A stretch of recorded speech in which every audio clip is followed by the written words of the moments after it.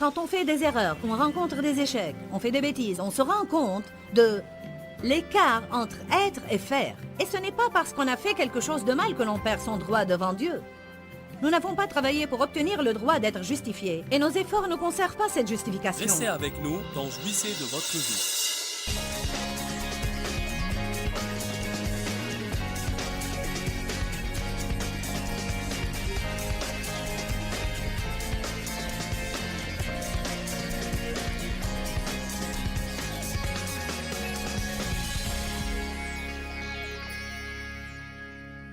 Éphésiens 4, verset 15 dit « Mais que nos vies expriment la vérité en toutes choses. Dans nos paroles, dans nos actions, dans notre vie.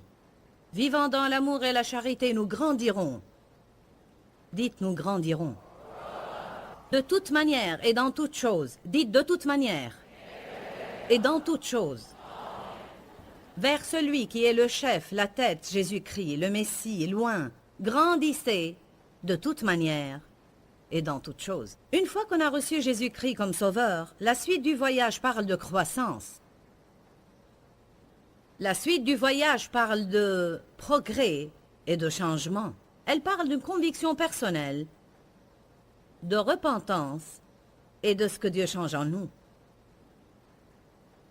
Si on ne grandit pas, alors on est stagnant.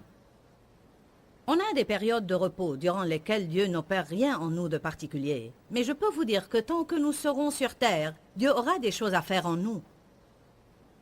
Personne n'atteindra la perfection jusqu'à ce que Jésus revienne pour nous prendre. La progression est vitale dans notre marche spirituelle. Nous venons d'avoir un aperçu de la relation du berger avec ses brebis, parce que Jésus nous compare à des brebis, alors qu'il est lui-même le bon berger. Nous avons parlé de certaines caractéristiques des brebis. Nous avons dit qu'elles étaient têtues, qu'elles étaient stupides, mais qu'elles étaient pourtant bonnes, qu'elles voulaient faire bien. Elles ont simplement besoin de beaucoup de directives et beaucoup de leadership. J'ai découvert lors de mes recherches à propos des brebis qu'elles resteraient dans le même pâturage si le berger ne les en faisait pas sortir.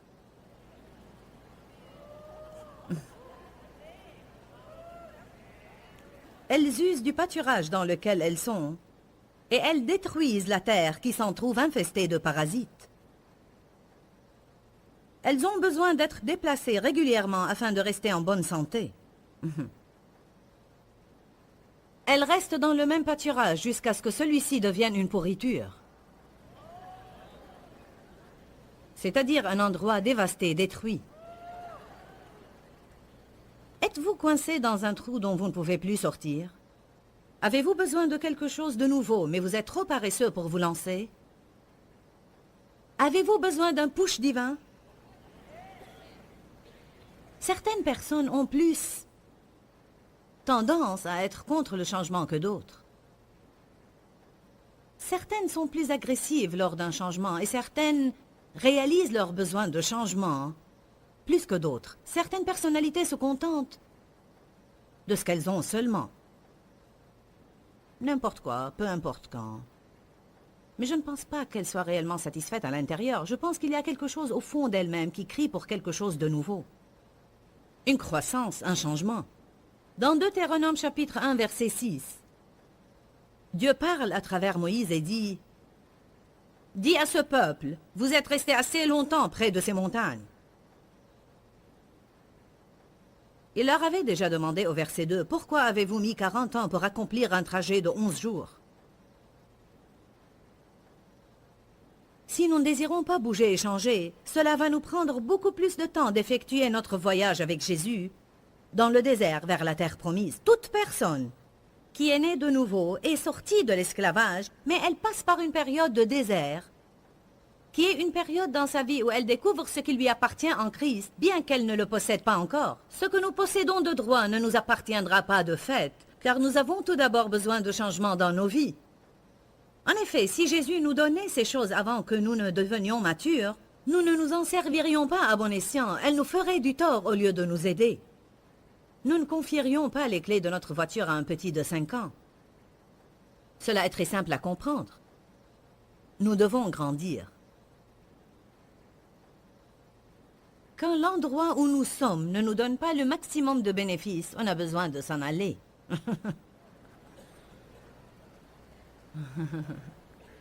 On a besoin d'un changement. Quelque chose peut être bon à une saison et mauvais à une autre. Aujourd'hui, on trouve des gens qui changent trop. Ils changent de ministère chaque 3 semaines. Ils changent d'église quand ils le sentent. Ils s'engagent puis aussitôt oublient leur engagement. Ils changent de mari ou de femme comme on changerait d'habit. Mais ce n'est pas le sujet dont je parle. Je crois qu'il y a des personnes aujourd'hui, ici dans l'auditoire ou qui regardent la télé, qui sont absolument désireuses de changement, mais qui laissent la peur du changement les arrêter. Vous priez pour un changement et après, quand Dieu essaye de changer quelque chose, cela vous affole. Êtes-vous dans une église où vous ne grandissez pas spirituellement? Si c'est le cas, quittez-la et allez dans une autre. C'est que maman ne va pas trop apprécier si je m'en vais.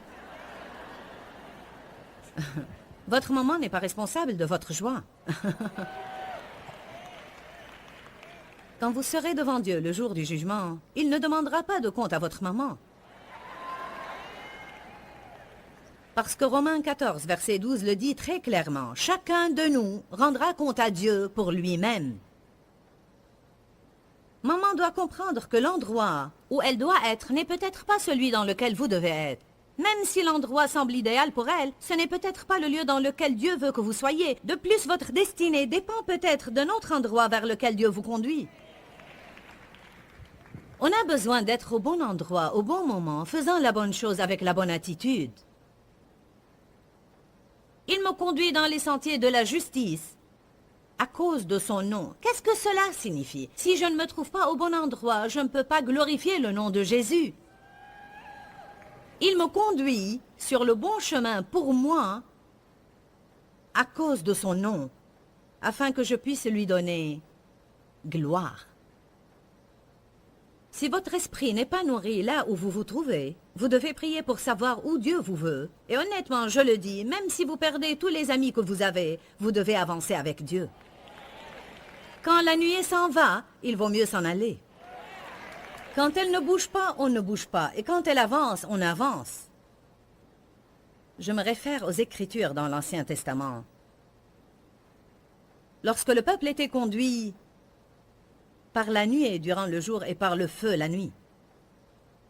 Cette nuée et ce feu représentaient la présence de Dieu. Et la Bible dit que quand la nuée restait au-dessus d'un endroit, le peuple y établissait ses tentes et il n'en bougeait pas jusqu'à ce que la nuée se déplace. Quand la nuée s'en allait, il s'en allait. Quand elle restait, il restait. Parfois, la nuée restait un long moment, parfois juste une seule nuit. Mais quand la nuée partait, le peuple partait. Ce que je vous dis, c'est quand la présence de Dieu s'en va, quand l'onction se retire d'un domaine de votre vie, vous devez avancer avec Dieu. On a parfois des vies atroces et misérables parce qu'on suit des gens au lieu de suivre Dieu.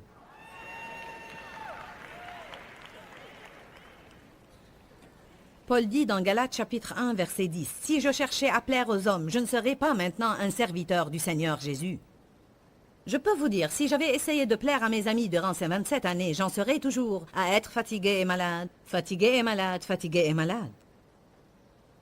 Je ne serais pas en train de prêcher. Vous vous accrochez à des relations qui ne sont ni plus ni moins que du poison pour vous, parce que vous avez peur du changement et de la solitude. Vos amis aiguisent-ils votre personnalité et vous poussent vers le mieux? Sont-ils de bonne influence? Ou avez-vous besoin de reposer dans un vert pâturage? J'aime faire référence à Daniel, car Daniel était un homme intègre. Il n'acceptait pas le compromis. Quand il a été conduit dans la cour du roi, en vue d'être formé à servir le roi, il avait déjà passé un accord avec Dieu, un engagement entre lui et Dieu, concernant ce qu'il mangerait et ce qu'il ne mangerait pas. Quand il arriva à la cour du roi, on lui servit des mets fins et délicats, et il prit le risque de perdre la vie en se présentant devant le chef des eunuques et en demandant la permission de ne pas se souiller par les mets servis, mais de suivre un tout autre régime. Il dit, je vais vous prouver que Dieu me bénira davantage si je fais ce qu'il me dit de faire, plutôt que ce que vous me demandez de faire. L'intendant en charge lui accorda sa demande, et au bout de la période d'essai, il était en meilleure santé que tous les autres.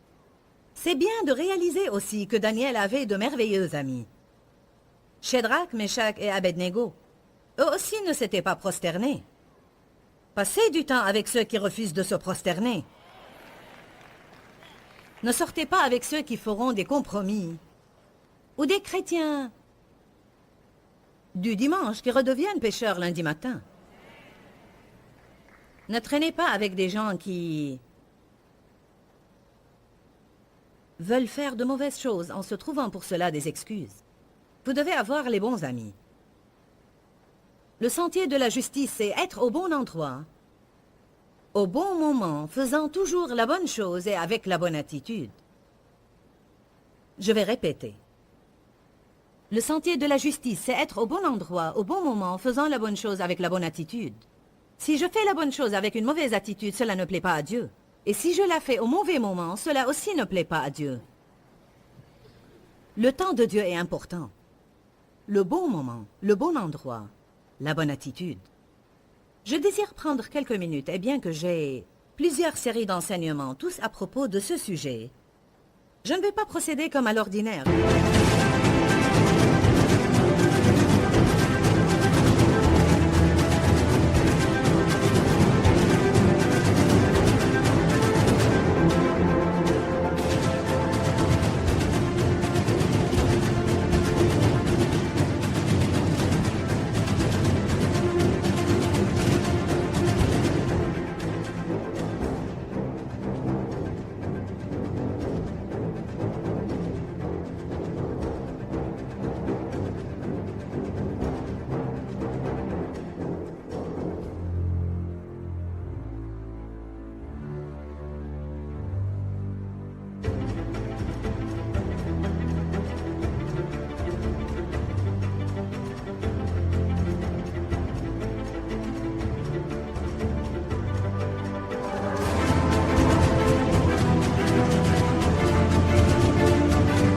Je vais donner une autre orientation à ce message, mais je ne veux pas prêcher sur la justification sans vous dire qu'avant même de pouvoir parler du fait d'être justifié, il faut avoir été rendu juste devant Dieu par le sang de Jésus. On ne peut pas être juste à moins d'avoir été fait juste. On ne peut pas être quelque chose à moins d'avoir été fait ce quelque chose. Que nous enseigne la religion? Et quand je dis religion, je parle de la religion au sens large. Je n'attaque pas une dénomination particulière. Mais ce que nous enseigne la religion, c'est que si on suit les règles et si on suit les lois, alors on sera juste devant Dieu. Et c'est ce qu'on appelle les œuvres de la chair, que Dieu a en horreur. Car dans ce cas, on fait les bonnes choses, mais pas pour les bonnes raisons. Saisissez bien cela. Si je vais à l'église sans vouloir y aller, et je joue la comédie, en attendant secrètement la fin du message, cela ne bénira pas Dieu. C'est plutôt le moment de dire, « Seigneur, je ne me sens pas trop d'aller à l'église, mais je vais y aller car je t'aime. Je désire y être car j'ai besoin d'y être. Donc je vais discipliner ma chair. » Ça, c'est une autre histoire. Je parle de si vous vous trouvez là-bas avec l'attitude, « Je te donne du temps. Je te donne du temps. » Cela ne bénit pas Dieu. Il vaut mieux dans ce cas rester à la maison. Dites la vérité à Dieu, je ne veux pas y aller. Tout est dans l'attitude du cœur envers Dieu. Il préfère avoir quelqu'un avec un bon cœur et une performance un peu moins parfaite que quelqu'un avec une performance parfaite mais un cœur mauvais. Nous avons parlé des brebis et des chèvres. Les chèvres affichent parfois un comportement plus docile, mais elles sont retorses et malignes. Elles sont retorses et malignes. Tout avec une chèvre et mais. Les brebis sont stupides. Elles tombent sur le dos et ne peuvent plus se redresser à moins que le berger ne les aide. Ils restent comme ça.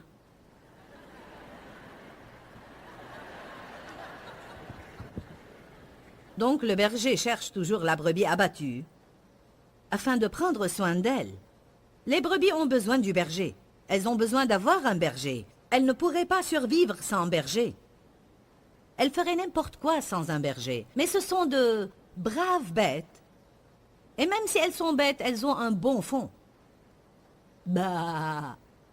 Amen. On doit comprendre qu'avec Dieu, ce qui compte, c'est le cœur. Il nous donne un cœur nouveau, il met son esprit en nous. Il veut que nous fassions tout notre travail de bon cœur. Pas en vue d'obtenir quelque chose de lui, mais plutôt par amour pour lui, pour ce qu'il a déjà accompli pour nous.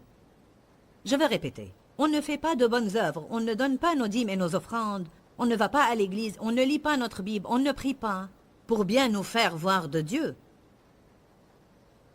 On le fait par amour pour lui, pour ce qu'il a déjà fait pour nous. Nous ne faisons que répondre à ce don gratuit d'amour qu'il nous donne. Et nous pouvons dire, Seigneur, je veux faire tout ce que tu me demandes de faire. Je veux te servir, je veux travailler pour toi, je veux étudier ta parole, je veux prier et marcher dans ta présence, parce que je t'aime, Seigneur, je t'aime. J'apprécie ce que tu as fait dans ma vie. Amen. C'est très important pour moi que vous réalisiez qu'on ne peut pas être juste à moins d'avoir été fait juste. Et on est justifié à la nouvelle naissance. 2 Corinthiens 5, 17. Si quelqu'un est en Christ, il est une nouvelle créature. Les choses anciennes sont passées, voici toutes choses sont devenues nouvelles. Et le verset 21 dit, celui qui n'a pas connu le péché, il l'a fait devenir péché pour nous, afin que nous devenions en lui justice de Dieu. Donc il a pris nos péchés et nous a donné sa justice. On ne trouve pas ailleurs un meilleur deal. Mais cela ne vous fera aucun bien à moins que vous ne le croyiez. Aussi, vous avez besoin de commencer à dire « Je suis devenu justice de Dieu en Jésus ». Et alors, quand on fait des erreurs, on rencontre des échecs, on fait des bêtises, on se rend compte de l'écart entre être et faire. Et ce n'est pas parce qu'on a fait quelque chose de mal que l'on perd son droit devant Dieu. Nous n'avons pas travaillé pour obtenir le droit d'être justifiés, et nos efforts ne conservent pas cette justification. Nous avons été faits justice de Dieu par le sang de Jésus. Quand nous faisons quelque chose de mauvais, Dieu s'occupe de ce que nous avons fait, mais on ne perd pas notre relation de fils et de fille. On ne perd pas son identité en Jésus à cause de ses actions. Amen. Vous devez comparer cela à la relation que vous avez avec vos enfants, nos enfants que nous aimons tant. Je n'ai jamais, à aucun moment, cessé d'aimer un de mes enfants. Est-ce que j'ai un jour voulu leur tordre le cou? Absolument. Je veux dire, certainement, absolument. Mais je n'ai jamais arrêté de les aimer. Donc on s'occupe de leur comportement sans arrêter de les aimer. D'accord? Dites avec moi, j'ai besoin d'être au bon endroit, au bon moment, faisant la bonne chose, avec la bonne attitude. Maintenant dites, je ne peux pas être juste, à moins de savoir que j'ai été fait juste en Christ. Regardons Matthieu 23. Je veux que nous jetions un coup d'œil sur les pharisiens parce qu'ils sont un exemple classique des personnes qui font la bonne chose, mais avec la mauvaise attitude.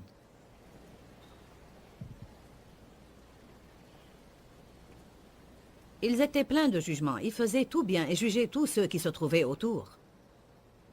Mais pour Dieu, leur jugement était pire que le péché de quelqu'un.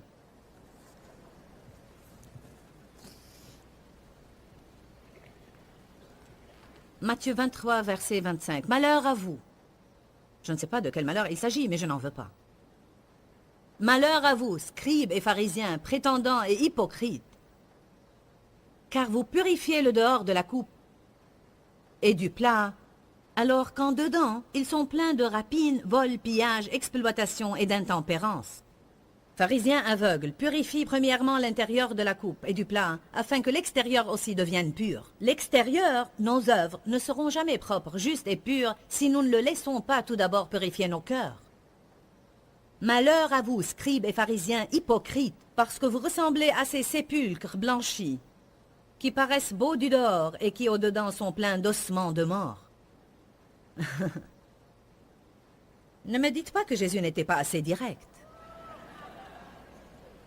Verset 28. Vous de même, au dehors, vous paraissez juste aux hommes, mais au dedans, vous êtes remplis d'hypocrisie et d'iniquité.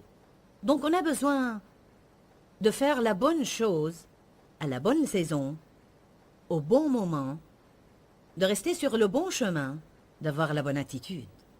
Matthieu chapitre 7.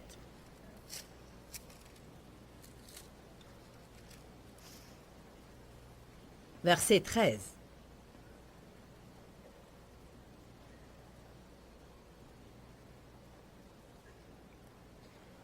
Entrez par la porte étroite. Car large est la porte et spacieux le chemin qui mène à la perdition. Et il y en a beaucoup qui entrent par là. Il est facile d'entrer en fait sur le large chemin d'une mauvaise vie. Il est facile d'entrer dans le large chemin qui fait que nous allons à l'église les dimanches, mais que nous menons la vie qui nous chante le reste de la semaine. Et il y en a beaucoup qui sont sur ce chemin. Beaucoup sont ceux qui entrent sur le chemin qui mène à la perdition. Entrez par la porte étroite, dit la Bible. Verset 14.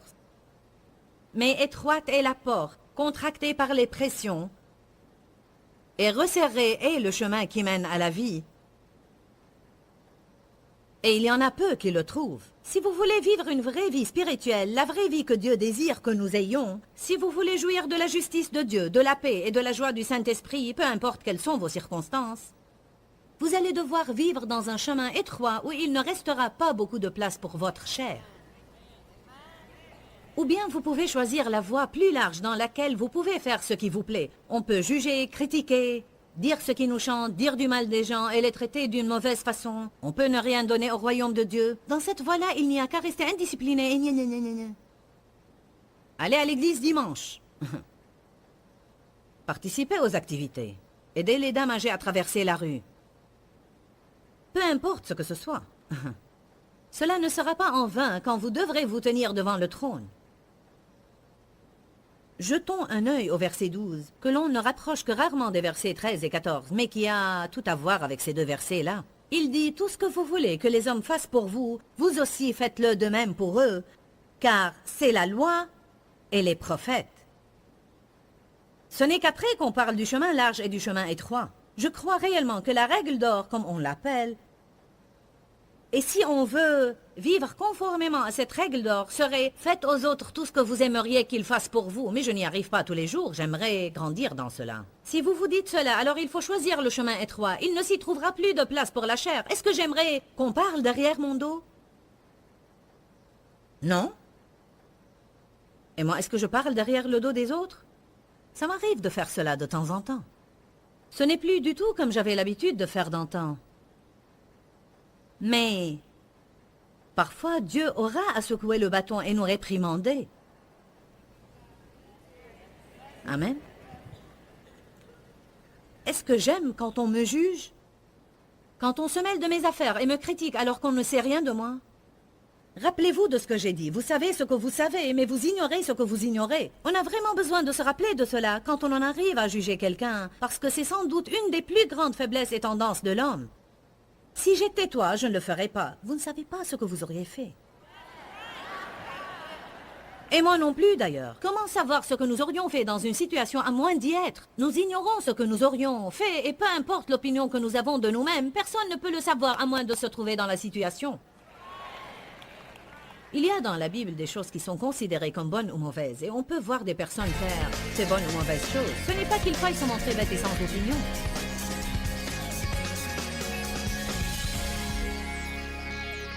J'aime personnellement beaucoup le sujet de la justification, car je me suis sentie injuste la plupart de ma vie. J'ai donc été vraiment heureuse quand j'ai trouvé dans la parole que j'étais justifiée par Dieu.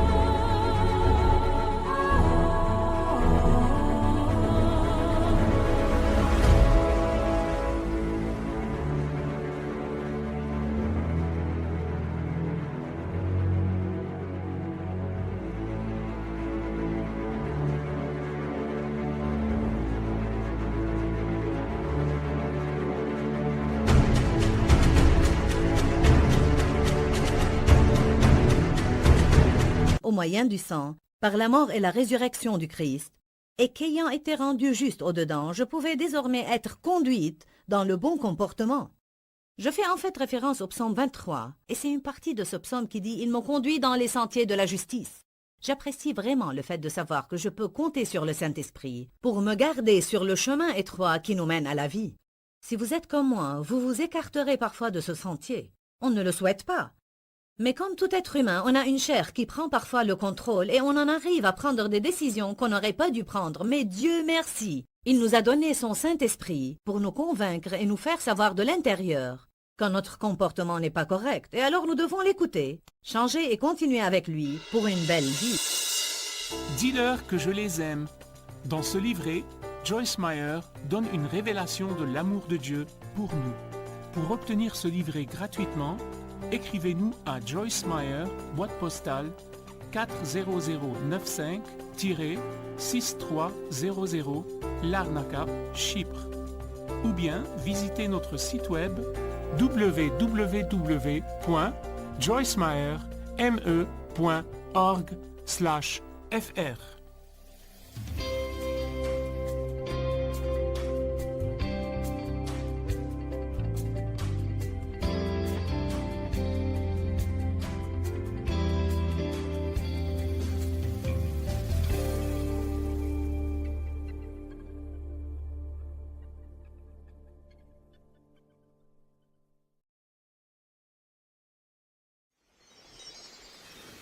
Il est temps de grandir de nouveau.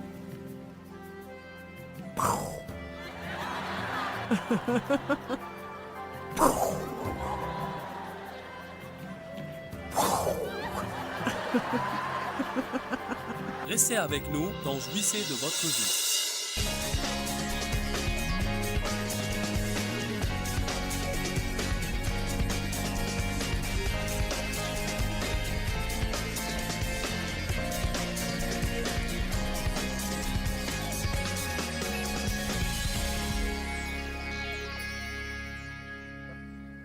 Je suis très contente que Paul ait dit « Oubliant le chemin parcouru, je vais droit de l'avant ». Même Paul a dit « Je ne suis pas arrivé, mais je vais aller de l'avant ». Je remercie Dieu que quand on s'écarte du chemin étroit, on a un berger qui nous ramène sur ce chemin. Je remercie Dieu pour Ésaïe 53:6 qui dit « Comme des brebis, nous étions tous errants ».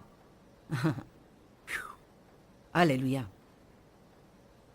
Grandir exige un changement.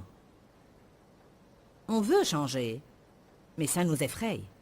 Le crabe, et je ne parle pas d'une personne qui est agressive comme le crabe, je parle de l'animal crabe. Comme si on parle de la soupe au crabe, je parle de ce genre de crabe. Le crabe vit dans une carapace. Et pour grandir, il doit sortir de cette carapace. Puis il développe une nouvelle carapace. Alors, on a ce petit crabe qui est dans sa carapace et rien ne se passe. Je suis en sécurité dans ma carapace. Personne ne peut me toucher, je ne serai pas blessé. Ensuite, il va désirer grandir. Je veux grandir. Puis il doit sortir de cette carapace. Je ne sais pas si j'imite bien le crabe, mais...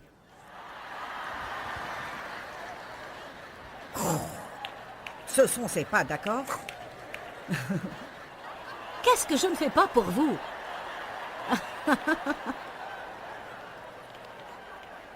Et tout à coup, il sort de cette carapace, il grandit et il est libre. Alléluia! Ensuite, il s'installe et il fait une nouvelle carapace.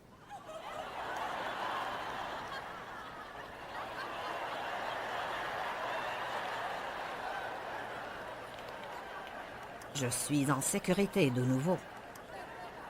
Je me sens à l'aise dans ma petite carapace. Personne ne me dérange et je ne dérange personne.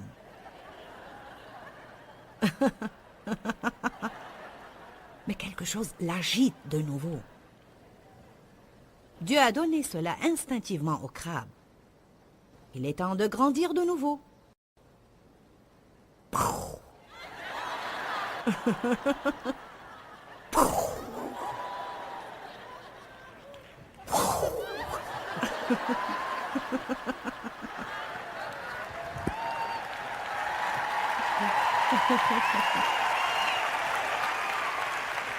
Parfois, vous devez lutter pour sortir de ces carapaces. car le diable veut que vous restiez dedans.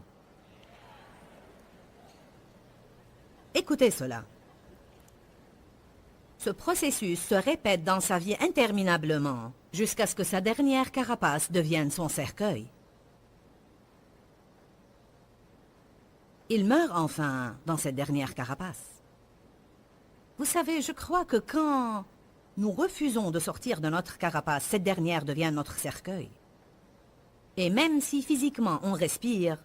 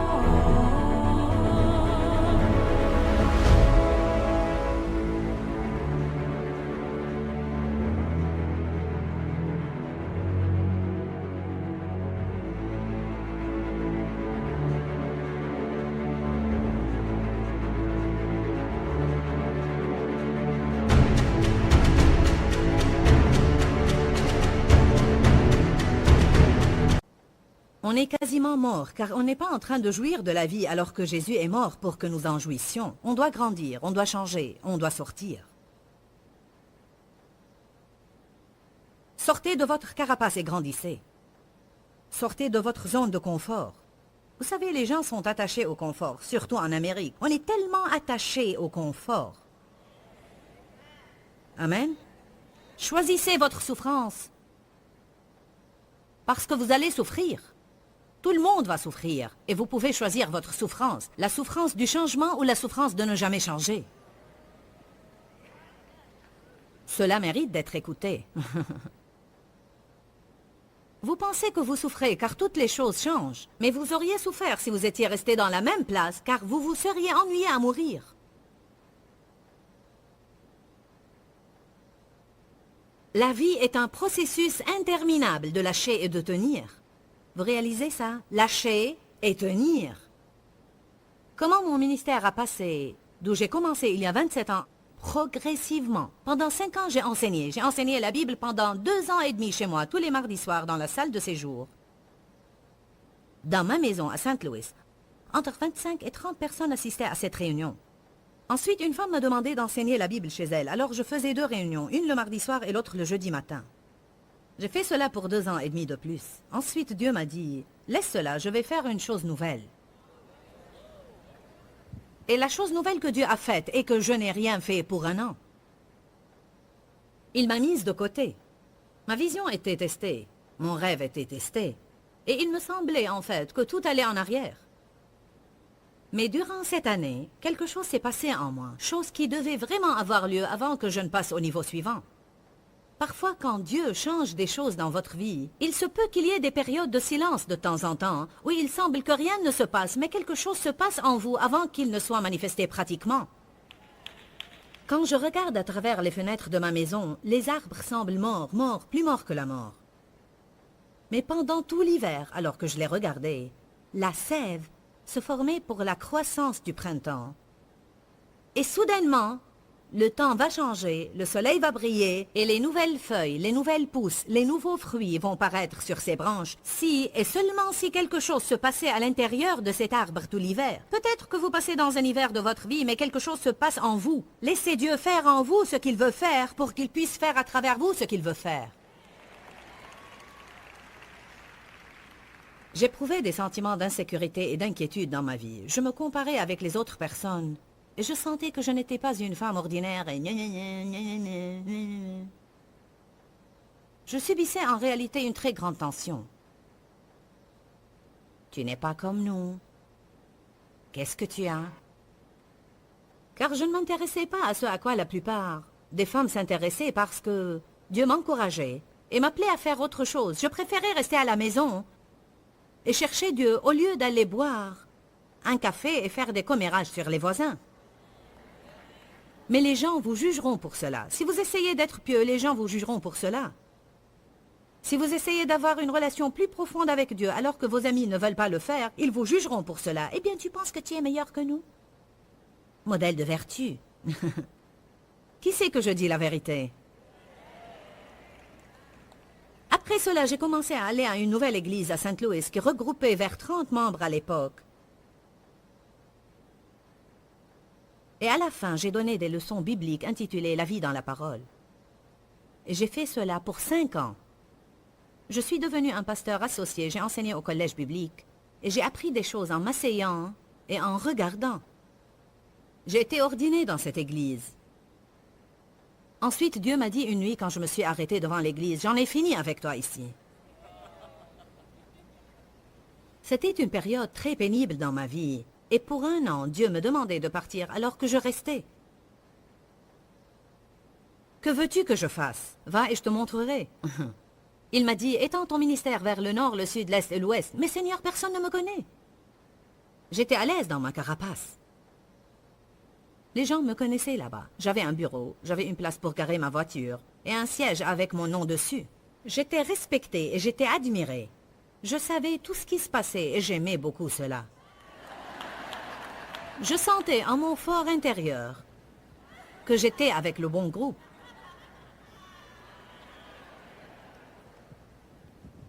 Un mardi soir, j'étais assise dans une réunion et j'étais installée au premier rang, juste là où ma fille est assise maintenant, dans cette église. J'allais à l'église tous les mardis soirs. Dieu m'avait déjà parlé et continuait à me parler depuis plusieurs mois, depuis 1 an à peu près, d'étendre mon ministère. Je veux dire, je recevais beaucoup de prophéties. Des gens qui ne me connaissaient même pas venaient me dire, « Je sens dans mon cœur que le Seigneur veut que vous étendiez votre ministère. Vous ne pourriez pas avoir plus de confirmation que je n'ai eu. » Si j'essayais de mettre Dieu à l'épreuve, vous savez, il me montrait même un certain homme. C'était un méthodiste qui avait un ministère d'intercession et qui m'avait seulement entendu à la radio.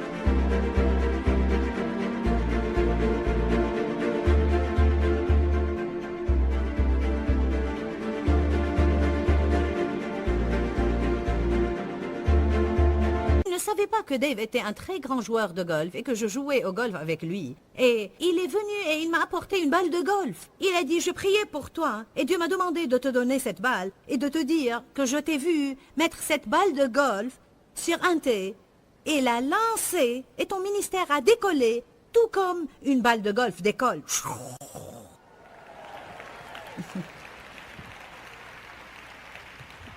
Dieu essaye de vous parler parfois à travers ce que vous connaissez et ce qui vous est familier. Et ce que vous pourrez recevoir. Mais je suis restée assise là-bas en faisant ce que j'étais en train de faire dans ma carapace comme un bon petit crabe. Et j'étais revêche, car quand Dieu vous demande de faire quelque chose et vous ne le faites pas, vous devenez revêche.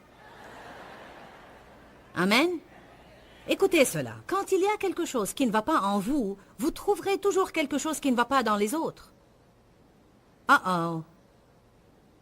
C'est bien dit et ça vaut la peine de le dire de nouveau. N'est-ce pas la vérité? Pensez à Marie et Marthe. Marthe était celle qui avait des problèmes et elle en voulait à Marie. Marthe était toujours très occupée. Elle courait toute stressée. Mais Seigneur, tu ne vas pas lui dire de m'aider? Si elle m'aidait, je n'aurais pas été contrariée. Si, tu l'aurais été, Marthe. Parce que tu vas être contrariée malgré l'aide que tu auras. Car tu es prise par le travail.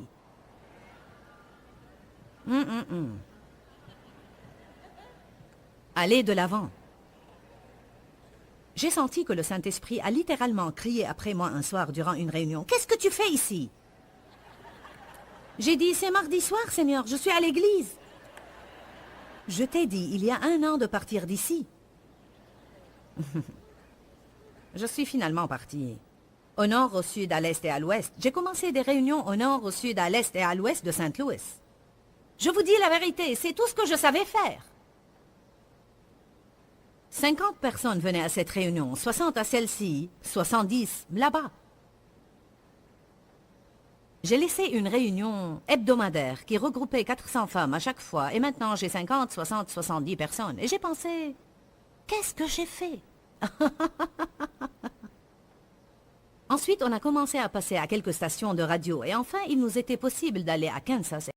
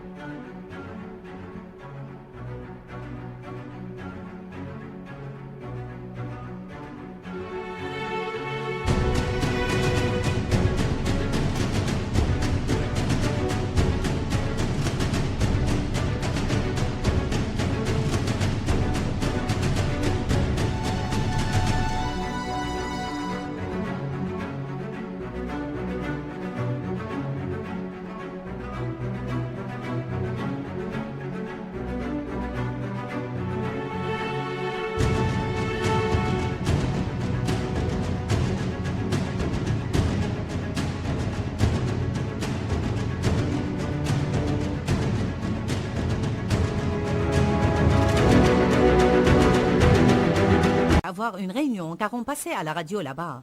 Et près d'une centaine nous écoutaient. Puis on est allé à Chicago, à Illinois et à des endroits au nord, au sud, à l'est et à l'ouest. Nord, sud, est, ouest. Aujourd'hui, on a un bureau en Afrique, un autre en Angleterre, un bureau en Australie et un bureau en Inde. Amen. On a un bureau en Russie. Nord, sud, est, ouest. Et si je n'étais jamais sortie de cette première carapace? Et si quand j'ai été baptisée par le Saint-Esprit et que mes amis m'ont dit « Si tu vas croire à ces choses-là, on n'aura rien à voir avec toi », j'étais restée dans ma carapace? Et si quand j'ai été appelée à paraître devant les anciens de l'Église et on m'a dit « Ou tu arrêtes de croire cela, ou tu auras à quitter l'Église, car cela n'est pas approuvé par notre doctrine », si j'avais dit « Je vais être un bon crabe et je vais rester dans ma carapace ». Je n'essaye pas de pousser qui que ce soit à faire quoi que ce soit. Je ne vous dis certainement pas de quitter votre Église. Je ne vous dis pas de prendre une décision. Je dis tout simplement, vous devez grandir. Et grandir exige un changement. Et j'imagine que la plupart d'entre vous sont dans une église merveilleuse où ils grandissent spirituellement. Et vous aimez cela, et c'est là où vous devez être. Mais je dis, si vous êtes assis dans un mausolée mort quelque part,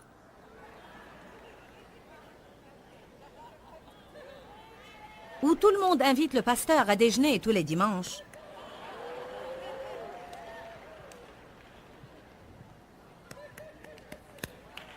y compris vous. La vie est un processus interminable de lâcher et de tenir.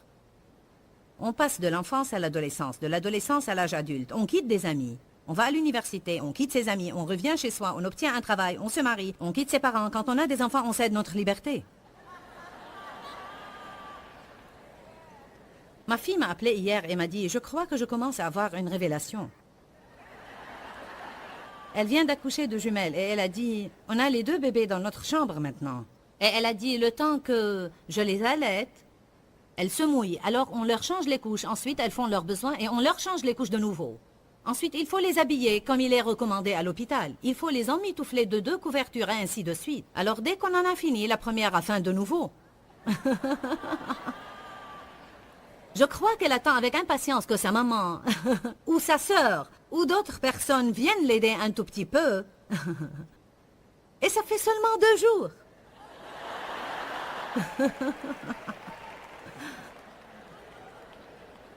Elle était prête pour ça. Ils ont attendu 11 ans pour avoir des enfants. Mais je veux dire que lorsque vous avez des enfants, vous cédez votre liberté. Vous ne pouvez pas voir un bébé et dire « Oh, loué soit Dieu, je vais avoir un bébé ». Sachez ce que vous faites.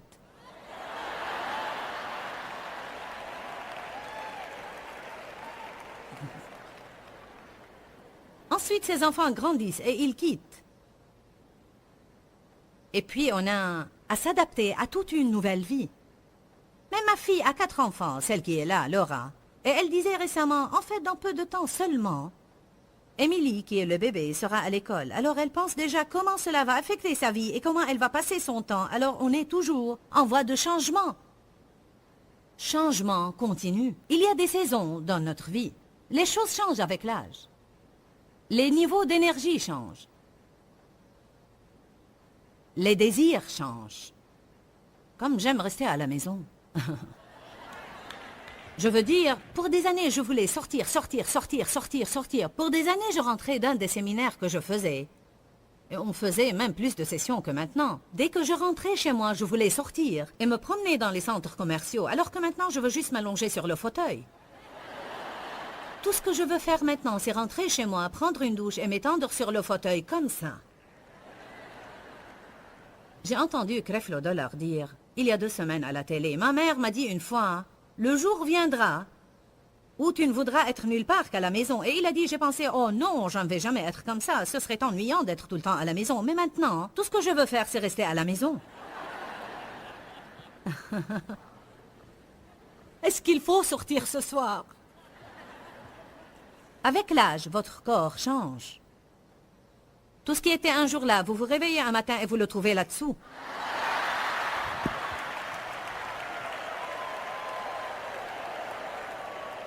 Ce serait bien si l'on pouvait descendre là et l'amener vers le haut, le nouer comme il faut et continuer. Et ainsi, on se retrouvera au point de départ. Si jamais quelqu'un vous casse les dents de devant, les remplacerez-vous?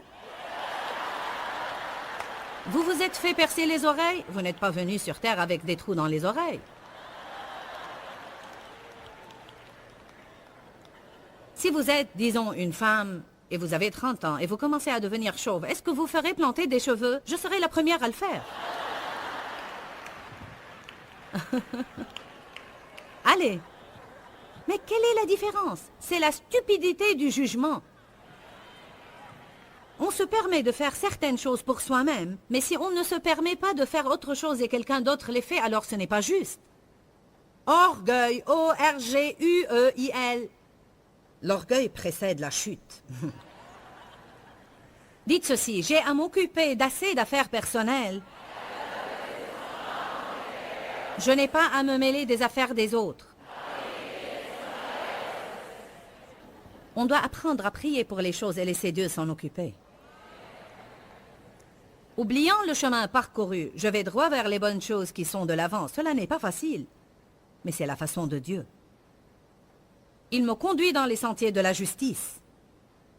Est-ce que nous voulons la bonne façon ou notre propre façon? Nous nous sentons à l'aise avec nos façons. Et bien qu'elles nous détruisent, nous hésitons à les laisser tomber. Proverbe 16, 25 dit, « Telle voie paraît droite à un homme, mais son issue, c'est la voie de la mort. » Psaume 37, 5 dit, « Recommande ton sort à l'Éternel, mets en lui ta confiance et il agira. » Ma belle-mère qui, il y a... En fait, pas très longtemps, mais il y a quelques années, elle est partie pour rejoindre le Seigneur. C'est une femme de Dieu. Elle m'a donné ma première Bible. C'était une petite Bible King James blanche quand j'ai été confirmée dans l'Église. Et elle a écrit ce verset, Psaume 37, 5, sur la première page. Et je savais que ce verset me concernait car j'étais très indépendante et je voulais faire les choses à ma façon. Elle a écrit « Recommande ton sort à l'Éternel. Mets en lui ta confiance et il agira. » La bonne façon a au début l'effet de nouvelles chaussures serrées. La bonne façon n'est presque jamais confortable. Elle fait souvent très mal à notre chair. Elle semble correcte de l'intérieur, mais incorrecte pour la chair. C'est ce que je veux dire. Si souvent, quand on choisit la bonne façon, on va sentir que tout va mal. Amen. En d'autres termes, ça ne fait pas plaisir de pardonner à quelqu'un qui vous a blessé. Ça ne fait pas plaisir de prier pour vos ennemis. Ça ne fait pas plaisir de donner votre argent. Mais cela est correct. La bonne façon a au début l'effet de nouvelles chaussures serrées. Galates 6.9 dit « Ne nous laissons pas de faire le bien, car nous moissonnerons au temps convenable si nous ne nous relâchons pas. » La Bible amplifiée dit « Ne vous fatiguez pas de faire ce qui est juste. » Vous savez, j'ai appris avec le temps que j'aurai parfois à faire ce qui est juste pour longtemps avant de commencer à récolter ce qui est juste dans ma vie. Soyez prêts à faire un investissement. Soyez prêts à traiter correctement ceux qui ne vous traitent pas correctement. Et vous devez le faire parfois pour longtemps et semer beaucoup de graines pour qu'ils vous donnent en retour ce que vous méritez.